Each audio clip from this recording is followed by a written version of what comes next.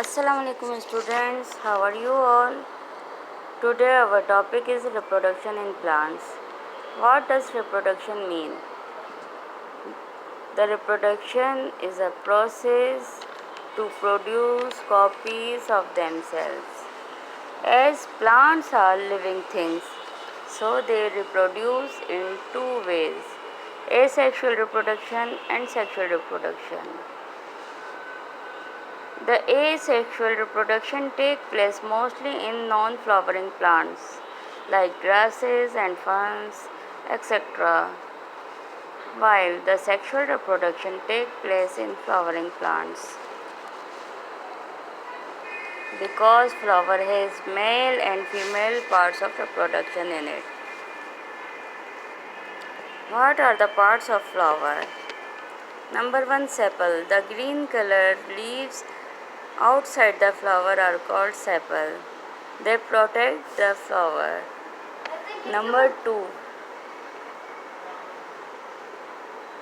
the colorful part of flower are petal. These petals attract insects toward the flower. Number 3, stamen. That is a male reproductive organ. It consists of a filament, a thread-like structure, and a rounded anther on it that has pollen grains inside. Number 4, the female reproductive organ of the flower is carpel. That has 3 parts: stigma, style and ovary. ये जो carpel होता है ये एक सुराही like structure होता है जो इनर मोस्ट पार्ट होता है फ्लावर का. Nature has made the process of reproduction by the way of pollination. What is pollination? Pollination is a process through which the pollen grain from male reproductive organ stamen to the stigma of carpel, female reproductive organ that has ovule in ovary. क्या होता है? Pollination एक ऐसा process है जिसमें mail reproductive organ स्टेमन से जो anther होगा उसके अंदर जो पॉलन ग्रेन्स होते हैं वो निकलकर ट्रांसफ़र होते हैं कहाँ पर? जो फीमेल रिप्रोडक्टिव ऑर्गन होता है कार्पल, जो सुराही लाइक स्ट्रक्चर होता है, उसका जो ऊपर का सबसे टॉप पार्ट होता है जिसे स्टिग्मा कहते हैं, उसके ऊपर ट्रांसफ़र होता है. किन किन जरियों से ट्रांसफ़र होता है यह भी हम पढ़ेंगे, ठीक है ना. इस ट्रांसफ़र होने के अमल को क्या कहते हैं? पॉलिनेशन कहते हैं, ठीक है. There are 2 types of pollinations: self-pollination and cross-pollination. Self-pollination takes place in the same flower, while the cross-pollination takes place between 2 flowers of same plant or another plant. Agents for pollination. अब ये जो हमने बताया कि जो transfer होता है pollen grain mail reproductive organ से फीमेल रिप्रोडक्टिव ऑर्गन तक, इस अमल को पॉलिनेशन कहते हैं. मगर ये ट्रांसफ़र होने के लिए कौन कौन से एजेंट्स होते हैं, किस तरीके से ये ट्रांसफ़र होता है, वो एजेंट्स क्या कहलाते हैं? पॉलिनेटर्स कहलाते हैं. किन किन तरीक़ों से ट्रांसफ़र हो सकता है? एयर, जब तेज़ हवा चलती है तो क्या होता है कि ये इतने नाजुक से होते हैं, थ्रेड लाइक स्ट्रक्चर के ऊपर लगे हुए होते हैं कि तेज़ हवा से टूट के हवा के साथ उड़ने लगते हैं. लाखों की तादाद में होते हैं और बहुत से ज़ाया हो जाते हैं. कुछ दूसरे फ्लावर्स तक पहुंचने में कामयाब हो जाते हैं और इस तरह पॉलिनेशन अमल में आती है. Insects like honey bee and butterfly. अभी हमने पढ़ा था कि पेटल्स जो होती हैं कलरफुल पार्ट होता है फ्लावर का जिससे इंसेक्ट्स अट्रैक्ट होते हैं उसके कलर, उसकी खुशबू की वजह से. और फिर क्या होता है कि वो वहाँ से नेक्टर हासिल करने के लिए, फूलों का रस हासिल करने के लिए जब आते हैं तो उनकी जो लेग्स होती हैं उनके ऊपर ये पोलन ग्रेन्स चिपक जाते हैं, और जब ये ही इंसेक्ट्स दूसरे फ्लावर के ऊपर जाते हैं तो इस तरह ये एंथर ट्रांसफ़र हो जाते हैं, पोलन ग्रेन्स ट्रांसफ़र हो जाते हैं। ठीक है, इसी तरह birds, water and other animals are different agents for pollination, so these are all are called pollinators. Understand? Fertilization is a process in which, after reaching the pollen grain to the stigma of flower, it should reach inside the ovary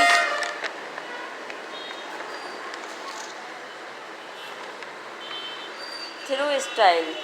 So a pollen tube grows out from the pollen grain which lengthens towards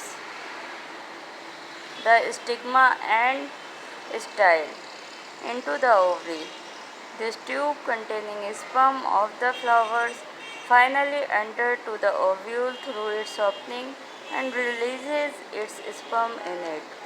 होता क्या है, ये जो सुराही like structure है जो कि female reproductive organ होता है फ्लावर का, इसका अपर मोस्ट पार्ट स्टिग्मा होता है, उसके बाद ये जो पतली इसकी नेक होती है इसको स्टाइल कहते हैं, और उसके बाद जो सबसे नीचे का ब्रॉड पार्ट होता है उसको कहते हैं ओवरी। ओवरी के अंदर ओव्यूल होता है जहाँ पे एग सेल होता है। ठीक है ना। अब ये क्या हुआ कि ये sperm cell male reproductive organ से ट्रांसफ़र हो गया पोलन ग्रेन की सूरत में किसी भी एजेंट के थ्रू स्टिग्मा तक। ठीक है ना।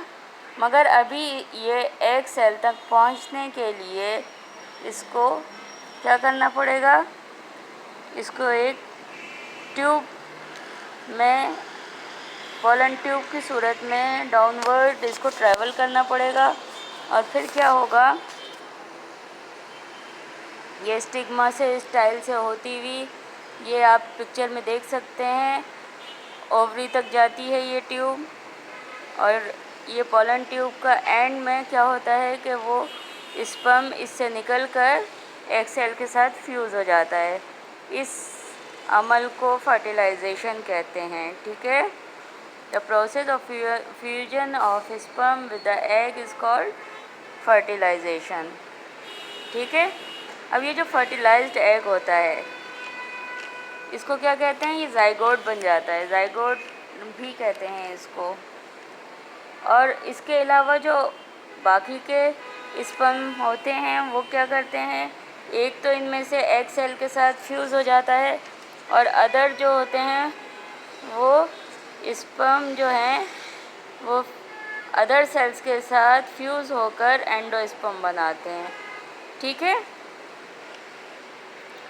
ये बात समझ में आ गई। अब फर्टिलाइजेशन हो, पहले पॉलिनेशन हुई उसके बाद फर्टिलाइजेशन हुई, अब कौन सा प्रोसेस होगा, what happens after fertilization, the fertilized egg called zygote and it undergoes many changes to develop into an embryo।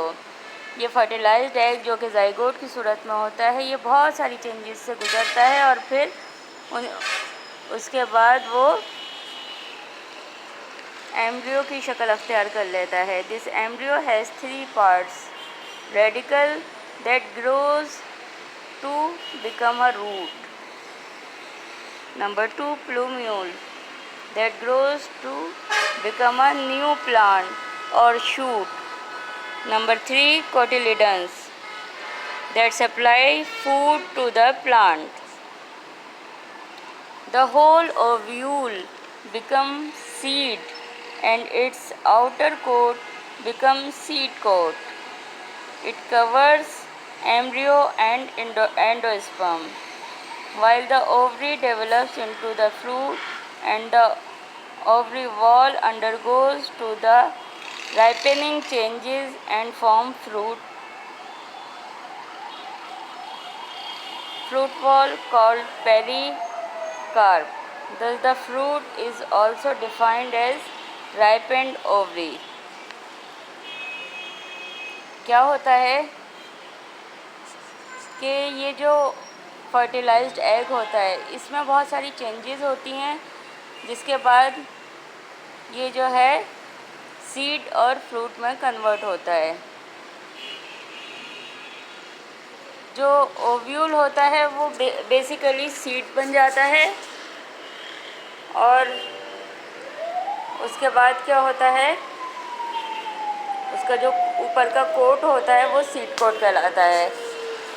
इस सीड के अंदर जो मोस्ट इम्पॉर्टेंट पार्ट होता है उसको क्या कहते हैं, एम्ब्रियो। इस एम्ब्रियो के 3 पार्ट होते हैं, एक रेडिकल जो कि रूट बन जाता है आगे चल के, एक प्लोम्यूल जो कि आगे चल के ऊपर की तरफ स्टेम या शूट की सूरत में आता है, और एक कोटिलिडन जो कि फूड सप्लाई कर रहा होता है इस एम्ब्रियो को। ठीक है। और फ्रूट कैसे बनता है? फ्रूट दरअसल उस ओवरी से बनता है जो कि ड्राई अप हो जाती है, और उसकी जो वॉल होती है उसको क्या कहते हैं, पेरिकार्प कहते हैं। अब चूँकि ये फ्रूट उस ओवरी से बना होता है इसलिए उसको क्या कहते हैं, राइपेंड ओवरी भी कहते हैं। ये बात समझ आ रही है आप लोगों को?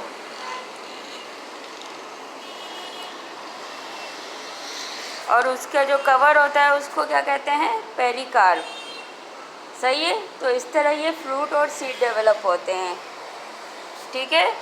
आज हमने ये रिप्रोडक्शन इन प्लांट पढ़ा, उसके अंदर हमने फ्लावर्स के पार्ट्स पढ़े, रिप्रोडक्शन की किस्में पढ़ी, पॉलिनेशन की किस्में पढ़ी, और इसके अलावा हमने एजेंट्स फॉर पॉलिनेशन पढ़ा। पॉलिनेशन के बाद फर्टिलाइजेशन किस तरह से होती है, और फर्टिलाइजेशन के बाद कौन कौन सी चेंजेस से गुजर कर सीड और फ्रूट बनता है, ये पढ़ा। ठीक है ना। नेक्स्ट क्लास में हमारा चैप्टर होगा कि इन सीड्स की डिस्पर्जन कैसे होती है। ठीक है। ये एक बहुत लेंथी चैप्टर है, इसलिए ये एक क्लास में कवर नहीं हो सकता। ठीक है। तो time is going, so we will meet next time इंशाल्लाह। ओके स्टूडेंट्स, कुछ पूछना हो तो पूछ लीजिएगा। अल्लाह हाफिज़।